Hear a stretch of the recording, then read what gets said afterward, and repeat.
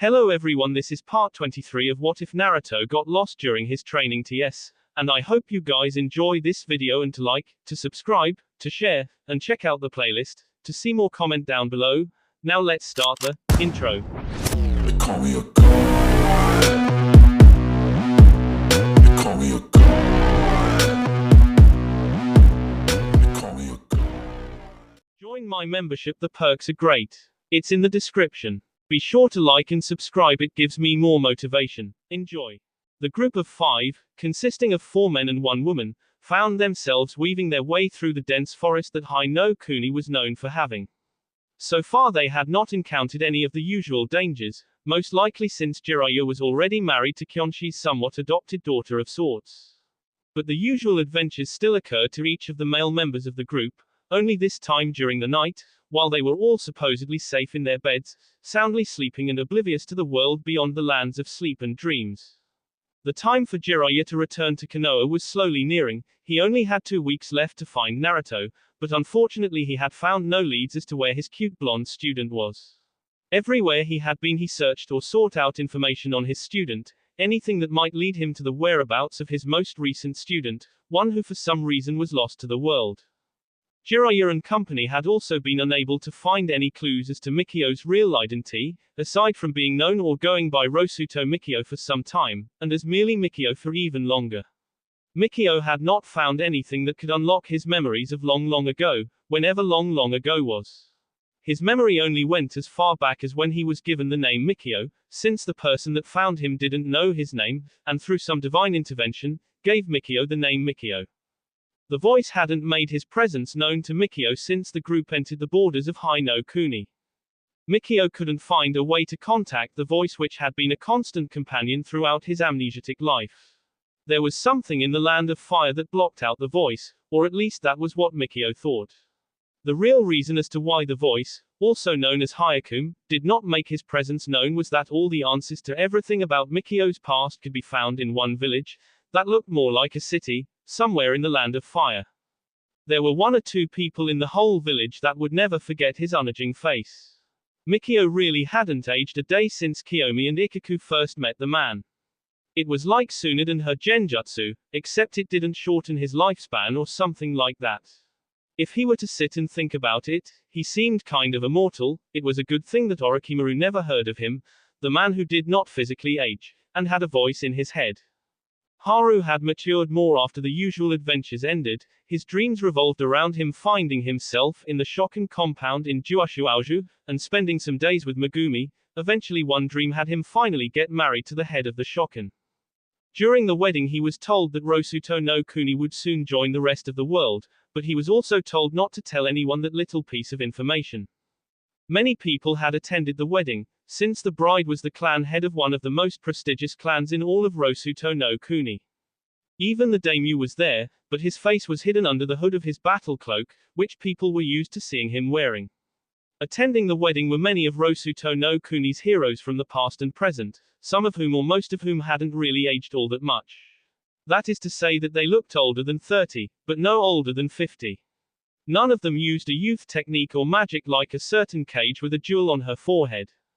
Haru had been introduced to them all since he was given partial headship over the Shokan clan. The pearl of being an outsider was that he was not required to be the full head, and had to share all his duties and responsibilities with the formerly single clan head. But before Haru could marry Megumi, the Gimen clan had him undergo a number of trials to prove his determination and love for the head of the Shokan clan. Many people in the country actually thought that it would be Kazuo who would finally tie the knot with Megumi, but due to the trials that Haru faced it was learned that that was an impossibility since Kazuo only saw Megumi as a little sister. The Shokan and Gimen clans had been very close to one another, even closer than the other clans of the court class. Some 500 years into the promised 1,000 years of peace, the 2 clans had somewhat joined, resulting in the 2 clans exchanging 3rd and 4th children in marriage. Due to all these marriages the 2 clans could be considered one clan, but due to there being a few gaps, and since the heirs of both clans never married it was never going to happen. Kazuo and Megumi being the closest the 2 clans ever got to that ever happening. The trials that Haru had to face could be considered as close to the adventures that he had found himself in. They were just as dangerous and hard to complete. Not only did he have to come out alive, but he was also given tasks to accomplish. One of these seemingly impossible tasks was that he, Haru, was told to wade in the filthiest swamp the Gimen clan could find 3 black pearls the size of marbles, and bring them to the Gimen clan elder Gimen Ryu, all the while wearing a pristinely white kimono and hakama, throughout the whole ordeal. Haru used his knowledge of chakra and his control of it to protect the clothes from all manner of dirt and the like. Throughout the whole exercise, he was covered from head to toe in a greenish glow, which was his chakra in medical form that had formed a thin barrier around him. Another of these tasks was similar to one of the tasks that Hercules had to perform. Haru was instructed to kill a lion. The lion was no ordinary lion, this monster was 5 times larger than a full-grown lion. It was found in one of the underground forests that could be found around the country. Haru was not given any weapons. He was shoved into one of the holes that led directly to the underground forest. Getting in was no problem. Killing only one lion was another thing, and getting out alive with the carcass of the entire thing was another thing entirely. Haru wasn't like Hercules that he was allowed to use other things that were not a part of his body, he also did not possess inhuman strength. But the thing that helped him the most was his speed. Upon landing in a literal lion's den, the exit of the slide-like tunnel being a lion's den, he shouted to awaken all the lions that lay within it, and ran out while being chased by those monstrous cats. The oldest one of the lot was apparently still the fastest one. Once Haru found an exit, after running for hours and hours on end, he killed the old-timer and ran as fast as he could, all he while dragging the carcass out of the underground forest. He used up all the tricks that he knew to multiply his strength and speed. After getting out and proving that he had completed the task, he collapsed in a faint. He had overexerted his body, by forcing it to go beyond its limits. It was something like Rock Lee and opening the gates and having his limbs crushed. Haru had to spend a month in bed due to the ordeal. One more notable trial that Haru had to undergo was also reminiscent of one of the 12 trials or labors of Heracles. The Gimen clan had Haru bring back to the capital, even just outside the gates, the dragon of Kurokuyuji, but unlike Heracles when he fetched the watchdog of the underworld, Haru was not allowed to be caught by the Kuroku elder.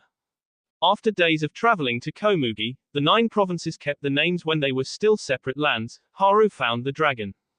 Instead of trying to attract its wrath and have it chase him to the capital, he patiently waited for a time when no one but him and the dragon were around. When that time came, he walked up to the dragon and spoke to it, telling it his problems as well as what he needed to do, along with a bunch of other stuff.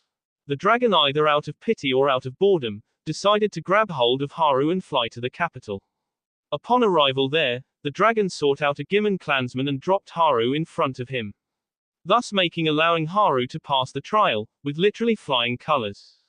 While Haru lived this life and spent his time in Rosuto no Kuni all within several hours on 3 consecutive nights, Mikio also had dreams of his own. Mikio's dreams mainly revolved around him finding himself in various countries around the elemental continent. Unlike Jiraiya and Haru, he didn't seem to have been affected by Ikaku's storytelling. The first dream had sent Mikio to a land constantly plagued by thunder and lightning storms. While moving around the land, he saw several nomadic clans traveling around the place. As he explored the land, he made sure that he made as little contact with the clans as possible. Since he couldn't find anything better to do, Mikio would play with the lightning during storms. This action would freak out and amaze passing clans or clans that were in the vicinity of Mikio's playing. He would allow himself to be struck by lightning, leading to some of the clans calling him Raijin. What they didn't know was that Mikio had been using chakra to allow himself to survive being hit constantly by the lightning. One of his personal jutsu allowed him to absorb the lightning and transform it into nutrients for his body. Due to all the lightning that he absorbed, Mikio did not need to eat and drink as long as there was a lightning storm. Whenever Mikio was around, the storms overhead were even more violent and fierce than they usually were, but Mikio didn't know that. The clouds always converged wherever Mikio would be. There was never a clear sky when Mikio was around. Wherever he went, he attracted and therefore brought the thunder and lightning to the skies above everywhere he went. Soon travelers would begin to refer to the land as the Land of Lightning, and later a village of shinobi would name their village the Village Hidden in the Clouds. When Kumogakure no Sato was founded, Mikio was there. The village was on top of a mountain, and was perpetually surrounded with clouds. Thunder and lightning storms were prevalent in the area, but it was the mass of clouds that Mikio's presence brought about that convinced the village leaders to name the village such. Mikio being oblivious to such a thing. After his stint in Rai no Kuni, Mikio's next dream sent him to a land covered in mists and surrounded by water. In this land Mikio spent his days topless, continuously twisting his shirt to wring out the water that would get sucked into it. Without any lightning to fuel his body, Mikio resorted to catching fish for food, and drinking, well, water. This was one land that had more nomadic and hiding clans with special abilities than clans that did not have any. The land was something like a cradle of life, or a primordial pool from which many Kekai Genkai clans were born. Most of the land's residents traveled the coastline to always be close to a source of food, the sea, while those that lived inland relied upon fruit trees and the occasional vegetables. Mikio had found out early in his stay in the land that there were 3 demons that perpetually traveled the surrounding body of water of the land in which he was stuck in. One was a giant shark that was always accompanied by the second monster, which was a giant stingray. The third monster was a giant tentacled shellfish. These 3 monsters mostly kept to themselves. They preyed on the sailors and other seafarers that stayed out at sea for too long. Sometimes while watching fishermen in their boats casting their nets into the sea, Mikio would constantly flip a loaf of bread just to see how many boats he could capsize. When he wasn't doing that, one other thing that he did was try and talk some sailors that he found to talk about the next scheduled TS. But when he wasn't doing that, he spent his time in the existing ports and waited for when an albatross would appear. Upon spotting one, he would use a Suten jutsu to shoot it. Injuring or killing an albatross was considered bad luck, so Mikio decided to give in to his mischievous side while he stayed in the land of mists and water. While Mikio was waiting for the fish to bite, he would also throw stones into the water in an attempt to have them skip on the surface of the water, the only problem being that the stones did not have any smooth surfaces.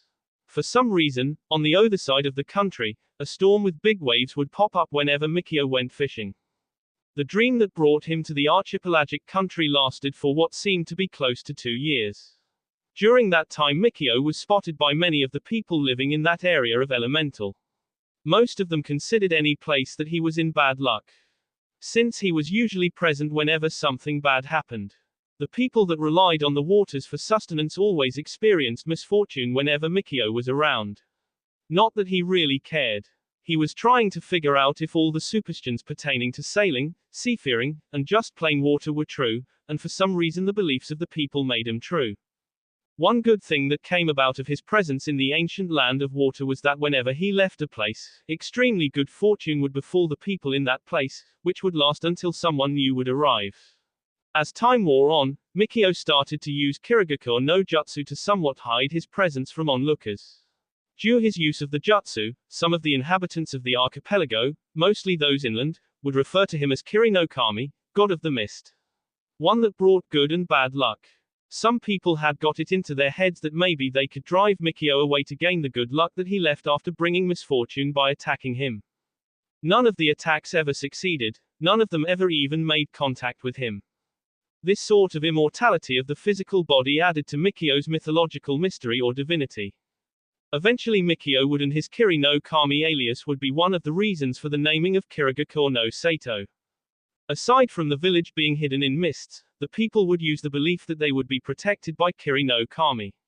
The description of Mikio would never and if he ever visited Mizu no Kuni, alone, old-timers would think of him as the Kiri no Kami that brought bad luck, and left good luck. The people of Kiri would later believe that by being hidden within the mists, they would be as invulnerable and immortal as Mikio. The next dream that Mikio went through was still in Mizu no Kuni, but the time was different. It wasn't all that ancient, it was closer to the present. It was the time before the first attack of one of the tailed beasts. But during this time, there were still no big hidden villages, just those small ones that were for one clan only. As Mikio appeared, he quickly applied his jutsu, in order for him to get into the grove and become his Kiri no Kami persona. After which he decided to go explore and see what the world, or at least the country, was like this time. A month passed by, with him doing his misfortune thing, when he chanced upon a fishing village. When he was just about to do his usual thing, he noticed that the water around the village didn't look all that healthy. It didn't sport a healthy green or blue, it had things bobbing in and out, and up and down in it. It was clearly being polluted. He noticed that the boats that were anchored near the village were larger than those in the other villages that he had passed by. The people of this particular village showed no gratitude to the water, the giver of life, at all. They took from the sea, and gave trash in return. Some of the people noticed his approach, and grew somewhat weary. For all intents and purposes, their beliefs were not strong enough to keep them in tune with nature. They weren't aware that Mikio was not in a happy mood. He didn't like it when people did not show gratitude. This small village was not very eco-friendly. By this time, Mikio had added to his personality, since to him he had become somewhat godlike. He gained the mindset that he somehow was. He may have had superstitions and jutsu at his beck and call, but these people didn't really fear the myths surrounding the mists and the sty that walked within them. In the past, nothing overly catastrophic ever happened whenever Mikio was around. Life was just a tad bit harder, no big. But this time, Mikio was planning something bigger. He knew the mechanics of the kami and other such beings, due to all the encounters that he and his group had with the actual kamis. He thought himself a representative of the elements. Lightning in Rai no Kuni, which gave him the moniker Raijin, and water, in Mizu no Kuni, due to his mists being made out of the moisture in the air. Insults and the like usually got a kami mad at someone in the group, Inari being one example. Mikio found it an insult to his beliefs as well as to the other water styes and kami when he saw the primitive form of pollution that had accumulated in the waters around the fishing village. He was a shinonbi, so he had no qualms about king, but in this instance he wasn't going to just go up to the first villages and his tea. No, he was going to do something more sinister. He was going to do an Ala Madara Bayu attack. The villagers didn't really notice the that they put themselves in, until they noticed the large shadow overhead. Mikio had used a bunch of clones to get the sabi, both the shark and the shellfish turtle, to attack the village. The clones did this by saturating the air with their chakra and pissing off the two monsters. The air was also filled with as much rage and anger as he could muster. The two monsters were quickly drawn to the emotions that permeated the air. Something in the chakra compelled them to follow it all to the source, which was Mikio. When the two behemoths arrived at the village, they tried to seek out Mikio, who was at the middle of the village. He made himself known to those around him by producing his mists, which instantly covered the whole of the village. As with every attack of any kind, there would be survivors. Mikio then expertly hid his chakra, having had to hide from a few omniscient beings made one an expert at hiding those kinds of things, although it seemed only possible when they were running and hiding. The Bayu, or what would later be referred to as the Bayu, were nothing compared to the being like a kami. Add in the fact that the monster that would be captured, sealed, and would be recognized as the Sanbi was kind of dumb as a doornail and relied mostly on instinct rather than brains. Hiding was a cinch. The other one should have been the one to get the TLE. It was far smarter, but there was one thing on its mind, and it wasn't Mikio. It was the smorgasbord that was prepared for the two. The shark treated Mikio as some handler who offered or more or less gave it a treat, aka free food, so it didn't pay much mind to Mikio. One of the other reasons why Mikio was in no danger from the two monsters was that he had used the chakra in the air to form a slightly undetectable genjutsu to somehow control the two beasts. This would make them leave, to them, of their own volition after the destruction had been wrought. After chaos and havoc had made the presences known to the inhabitants of the village of sinners, the two monsters left, and went back to the deeper part of the waters in which they resided in. Once those two hulking masses of solidified chakra had left, Mikio once again made his presence known. The mist surrounding his form, less dense than they usually were. He stood atop a pillar of earth which was hidden from view by the mists. Looking down on the survivors, he told them that those that survived were allowed to live so that others may know of the tale, the events that transpired, as well as the reason for such a disaster to have struck many of their fellows. By adding chakra to his eyes, Mikio had been able to make them glow a vivid blue, which gave an additional effect of making him look more divine, as well as angry. The people took the warning that such a disaster would happen again, should such things ever occur in the land of water and mists.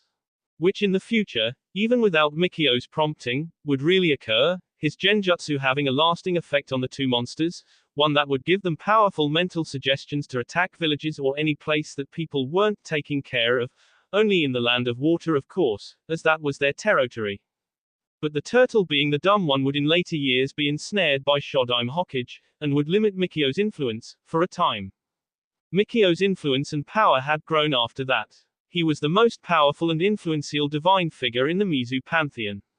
His powers ranged from mere superstitions to the ability to bring about disasters. But his influence didn't end in just that era. His next dream was one where he played a direct role in the actual history of the country. His dream had him witness the calamities brought about by the massive blood purge, or at least all the things that lots of people knew about.